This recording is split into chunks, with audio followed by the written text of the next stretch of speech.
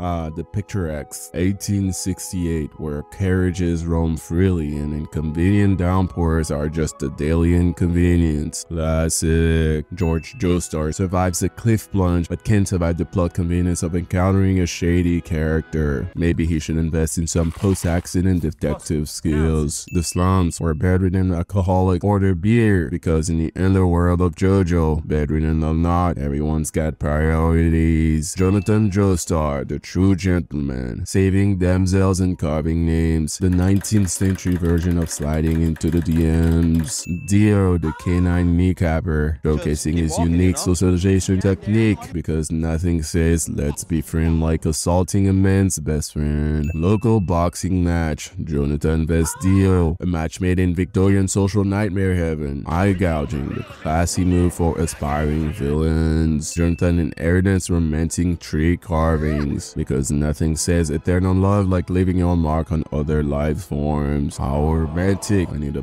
bucket. Dio, the kiss feet, strikes when Jonathan's not looking. If this were modern times, it would have been trending on TikTok. Hashtag Dio Smooch Challenge. George, the unsung referee, tells the boy to go to their rooms. Parenting level over 9,000. Butler activates the incinerator and cue the ominous banging sounds, because every mansion needs a soundtrack of burning canines. Can we get a Spotify playlist for that? I'd be listening. Jonathan suspects Dio. If only they had security cameras in 1888. Missed opportunities, George. Invest in some Victorian CCTV maybe. Under a street light, contemplating his life's choices, wondering if kneeing dogs and stealing kissing were his peak achievements. Deep thoughts. 7 years later, Jack the Ripper casually murders people in the background, because what's a vampire drama without a dash of Victorian serial killing? A rugby match where Jonathan plays hero and ends dogpiled. That ball isn't the only thing he's dragging. The burdens of a true gentleman. Dio referring to George as father now.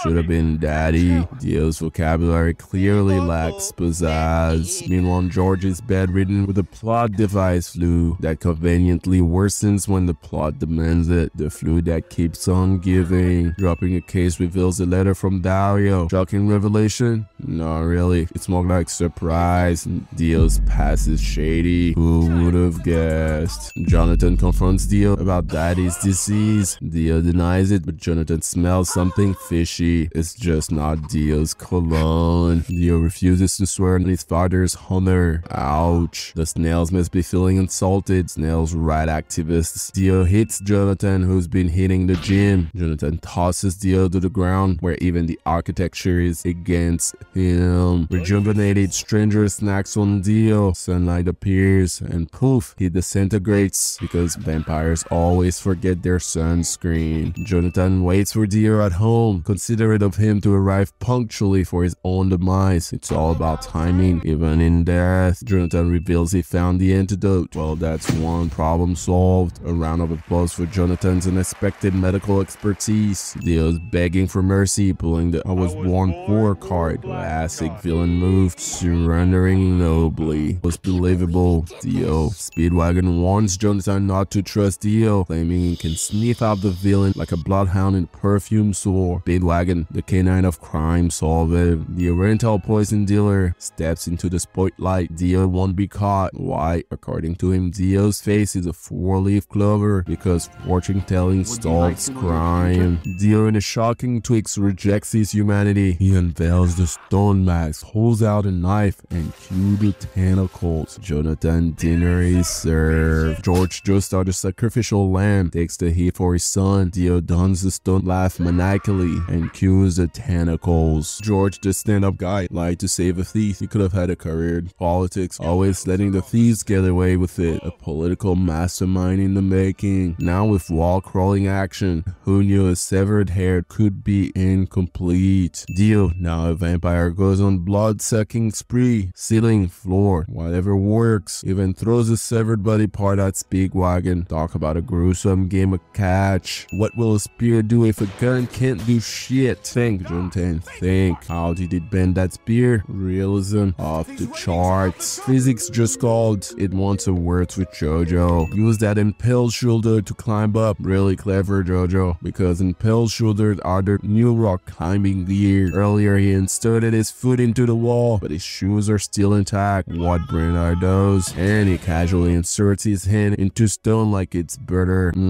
That statue is conveniently placed. Architecture and dramatic battles, always in sync. Jonathan is tended to by Speedwagon, who claims victory. You won, Jonathan? Well, kinda. There's still a smoking pile of rubble where your house used to be. And of course, Dio's alive. We're still only on episode 3. God damn it. Oh, how touching. In a stunning twist, she gets hit with more mileage than a used car. Another classic Dio move, turning people into his personal buffet. Vampire always with the dramatic flair. Well, color me shocked, or don't, because we all saw it coming. Plot twist, the least surprising element in JoJo's bizarre adventure. This old man with the drip is here to finish the job. Great drip, the essential accessory of vampire hunting. Jonathan trains under Zeppeli because apparently fighting vampires requires a PhD in rheology. Zeppeli got a sob story too. Daddy issues and murderous mask, the perfect combo. Speedwagon shows up like a walking plot device, announcing Dio's location. Jack the Ripper decides to ambush them because in JoJo, even the minor villains get their moment in the spotlight. Jack unleashes scalpels on his buddy because apparently he's a Swiss Army zombie, this kind of zombie you want for a family picnic. Zeppeli gives Jordan a glass of wine, but oh no, the stakes are high. He has to defeat Jack without spilling a drop. Ripple-induced sobriety, a new trend. That makes so much sense. Jonathan discovers he can use the ripple through wine ripples. Yep, that's a thing now. Wine ripples, the latest technique in vampire hunting. JoJo and Zeppeli using ripple-infused water walking skill that makes Jesus jealous. A pickpocket caught with a ripple punch. Amnesia, how convenient.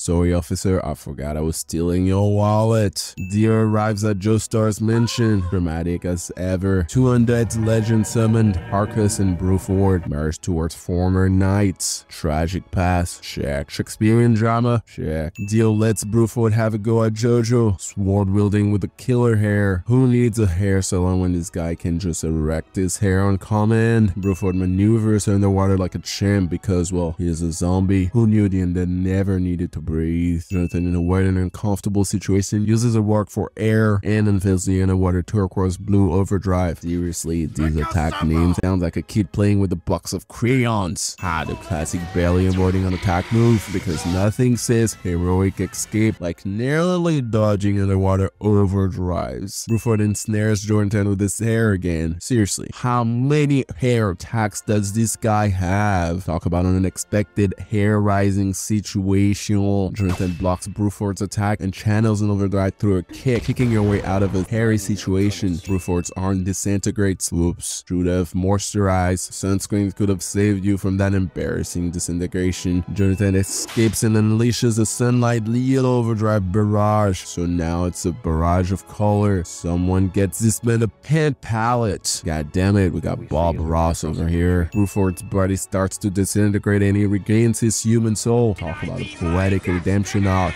Note to self, sunlight overdrive skewers zombie souls. Harkus steps forward, crushing the remain of Bruford beneath his feet. Dramatic much. Crushing zombie like it's a casual walk in the park. Jonathan and Zeppeli manage to get Speedwagon and Poco to safety using a bunch of leaves as a hang glider. Eco-friendly escapes, saving the environment one ripple power glider at a time. Seriously, please. Zeppeli recalls how he learned to control ripple from a man named Tom Petty, because nothing says plot exposition like a sudden ripple master backstory. Oh my god. Take me serious. Just one time. Please. Harkus leaps after them because every escape needs an evil knight chasing you. The touchdown in the knight's training ground, a perfectly normal place for a showdown. Where else would you battle your undead enemy?